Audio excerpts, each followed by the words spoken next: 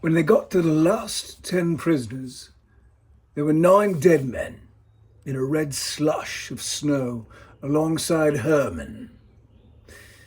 81 new minted members of the Roman auxiliary, holding freshly blooded bayonets and trench daggers in their hands, stood in formation behind them. Dominicus and Father Michael approached with the lottery jar. 6 men took their lots before they reached Judijai, Finbar, Donny, and Adolf. Judijai locked eyes with Dominicus, defiant. Dominicus did not flinch from the gaze. He spoke Latin. Father Michael translated. He says you must take a piece of fabric to determine your fate. Judijai's eyes never left Dominicus. He reached in and took a lot. Judah did not particularly want to die, but he definitely did not aim to live as part of some reborn Roman legion auxiliary. The irony that he had served enthusiastically as a member of a different empire's auxiliary army, nearly 2,000 years after the Roman one died off, did not occur to him at the moment. His only hope now was that these monsters would place a sharp implement into his hands so he could bury it deep in one of the beasts before he died. Finbar was next. He said his prayers silently and plunged his good hand into the jar. He fished through 4 different bits of fabric before choosing his lot and clenching it in his palm. Donny bit back tears and stuck his trembling hand in the jar. Oh dear Lord, oh dear Lord, dear Lord. He closed his fingers around a piece of fabric and pulled it back out, fist squeezed tight around his fate. Adolf was numb. His opportunity at glory had come and gone. He had failed to kill Caitlin and Francois as he was ordered, and now his fate had arrived. He closed his eyes, prayed for divine intervention, reached into the jar, and took his lot in hand.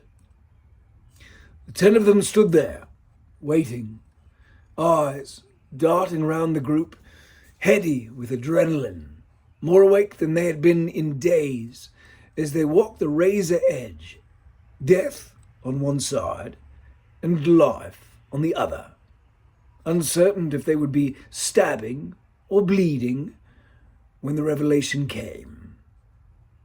Oberon raised his fist. It hung there, lit by the torch's flickering warmth, snow falling heavy around it. Then Oberon dropped his fist and they all revealed their palms, peeling back their fingers to see what the fates had brought them. Donny was the only one who cried out in joy. Yes! A red scrap of fabric sat in his hand. Adolf let out a shuddering sigh of relief when he saw red fabric resting in his fingers. Judijai looked down and saw the same flash of red in his own palm. He would have the chance to make one strike. Dominicus was closest, but Oberon would be the prize. Savaging the body he had watched the dead man steal with such joy would be a measure of vengeance. If he could take back the kukuri the monster had dishonored with his butchery of the unarmed German, and use it once or twice before they overwhelmed him, even better. Finbar stared at his palm. His hand was shaking. White cotton sat there, sentencing him to death. He snapped his fingers back around it and looked up, but it was too late. Dominicus had seen the flash of white. Before Finbar could move, Dominicus's hands shot out and grabbed him by the jacket. He yanked Finn toward him and twisted his hips, throwing Finbar past him into the snow, landing him in front of his fellow lottery competitors. Armed legionaries pushed forward from the other side, completing a circle around Finbar's sprawled body. Donnie stared down at his companion. He knew he could stab Finn. He felt the same as he had at the lynching his uncle took him to when he turned 18. He had not wanted to be the first man to hurt the black fellow, but being fourth or fifth did not seem nearly as bad. Yes, he could most certainly stab Finn, but he fervently hoped he would not have to go first. On Dominicus's word, legionaries began handing bayonets to Donnie, Adolf, Judah, and the other lucky six. When all of them were suitably armed, the Romans stood back and watched. Finbar knelt, weeping, shaking, in a state. No. He tried to make eye contact with Donnie, but Donnie only stared beyond him into the falling snow.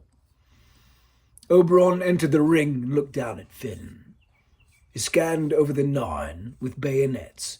Judah Jai caught his eye. He saw a flash of contained ferocity, Judah's defiance unmitigated by Oberon's merciful lottery, and now holding a trench dagger in his hand. That one would have to be watched and most likely put down. Oberon stored it in his mental notebook and returned to the task at hand. He looked at Finn and made a quick appraisal. He turned toward Father Michael and spat out in Latin as he gestured to Finbar. Libera eum. No, et loqui Latin, che interpretari, Finn yelled. Oberon smiled down at Finn, shrieking up at him in desperate Latin. Oberon looked at scrawny Father Michael, then down at the Irishman. He knelt next to Finn, kukuri to his neck. You speak Latin? Yes, I can. He spat out the Lord's Prayer as quickly as he could. Pater noster quaes in caelis sanctificatur nomen tuum, adveniat regnum tuum, fiat voluntas tua, sicut in cielo et terra, panem nostrum quotidium de nobis hodie, et dimit domis debite nostra, sicut et nos dominatimus debitoribus nostris, et ne nos inducas in tentationem, et sed libera nos a malo. Amen. There was a moment of silence when he finished. I learned it when a boy I was in church, said Finn. Oberon grinned at the bad grammar. And you'll serve with honor in my legion. You'll translate for your fellows. Finn did not understand everything Oberon had said, but he understood serve and honor him. So he nodded his head fervently and said, Yes, sir. Yes, Domine. Oberon plucked the white fabric out of Finn's hand and stood. He looked across the circle at Donnie, Judah Jai, and Adolf.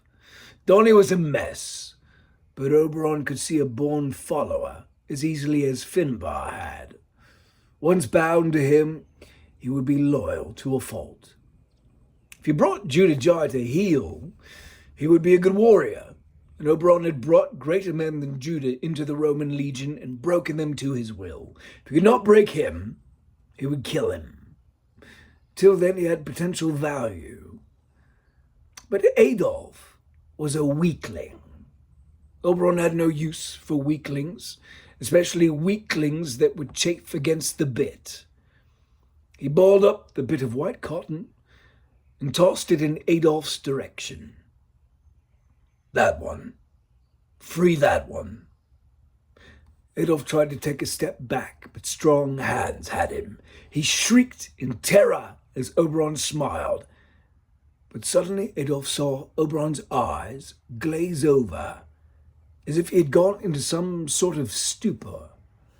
Jaw hanging slack, body's tension all gone, meat and bones standing there, balanced precariously, about to collapse. Adolf watched fat snowflakes land on the dead man's eyelashes and sit there.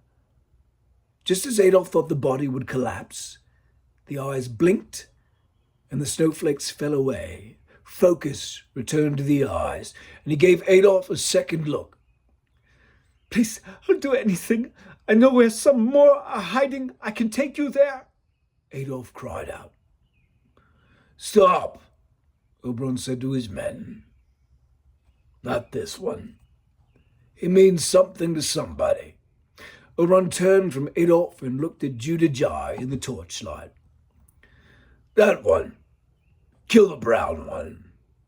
There was a moment's hesitation before Father Michael translated, but Judah Jai knew what was coming.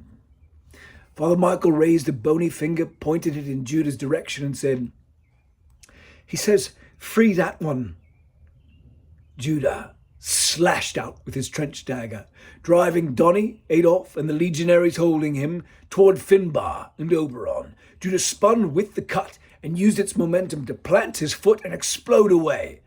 Powerful legs weaned on the Himalayan snowpack and tundra, carrying him into the dark woods. Finn felt rough hands grab him by the collar and drag him up to standing. Oberon's hot breath hit him in the face. If you would live, bring me that one's head. If you fail, I will find you and strip your flesh and the flesh of every one of these with you, an inch at a time. Go! Prove yourself. Finn felt Judah's kukuri handle shoved into his good hand. Then Oberon pushed him away. Finn glanced at the broad, angled blade shining in the torchlight. He looked at the trail Judah left in the snowpack and the 8 men who had been ready to murder him just moments before. He says we bring him that brown bastard's head, or he'll kill us all. Finn looked at Donny. Get a torch. Donny did not move. Finn held up the kukuri. If you want to fucking live, grab a bloody torch and come on. Donny reached out and accepted one of the oil-soaked torches from Dominicus. The other 7 men took torches from the dead men. Then Finn led them, at a run, in desperate pursuit of Judah Jai. Oberon and Dominicus watched the bobbing globes of fire disappear into the snowy woods. He silently rooted for Finbar's victory. He hoped for the return of the kukuri. That had been a gamble, but he wanted to give his fighting dog as much of an advantage as he could.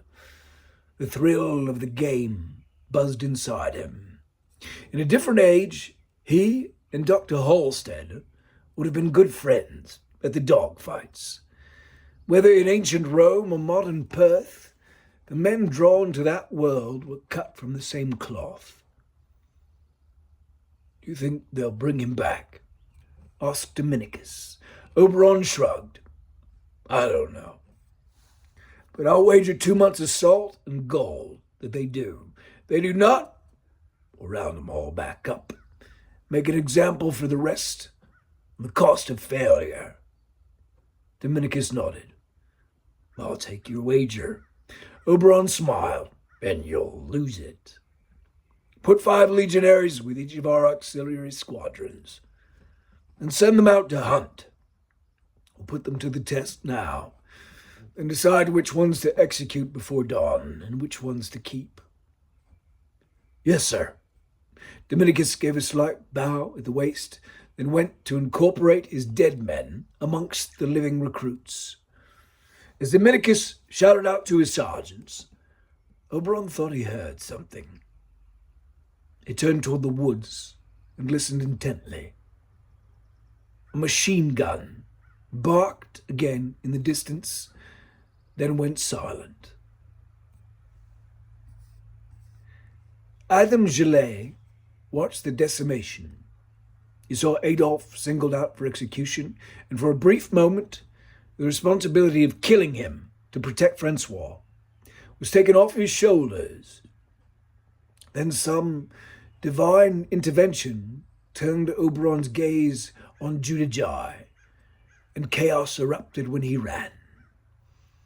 Adam watched Finbar, Adolf, Donny, and the others disappear with torches and blades hunting the Gurkha. Adam slipped away from the Legion and into the trees, cutting an arc through the snow until he saw the torches ahead of him. Then he accelerated in pursuit of Corporal Hitler, knowing this would be his last best chance to kill the man. Darren Tremaine walked Bathsheba along the railroad running beside the canal that served as the southern boundary of San Quentin. He passed the rail yard, now blanketed in snow, where he, Brian Hugh, and Major Danforth had gathered the stores for the V-109 barge just that morning under a cold, clear blue sky. It seemed a lifetime ago. 100 yards past it, he saw the old stone bridge arcing over the canal and its mule paths. When Darren reached the bridgeway, he mounted Bathsheba, settling onto the cold leather of her saddle. Suddenly, the hairs on the back of his neck rose up sharp as the rattle of a machine gun echoed in the distance. Darren listened intently. There was a second burst, then nothing. Signs of life out there. And where there was life, there was certain to be death. He kicked Bathsheba to a trot, and rode across the bridge to the San Quentin side of the canal. He turned east at the first intersection. He knew he was less than 500 yards from the barge. He patted Bathsheba's neck. "Come on, girl. Not far now. Not far now. Get me to that bloody boat, and you'll have earned your freedom in spades."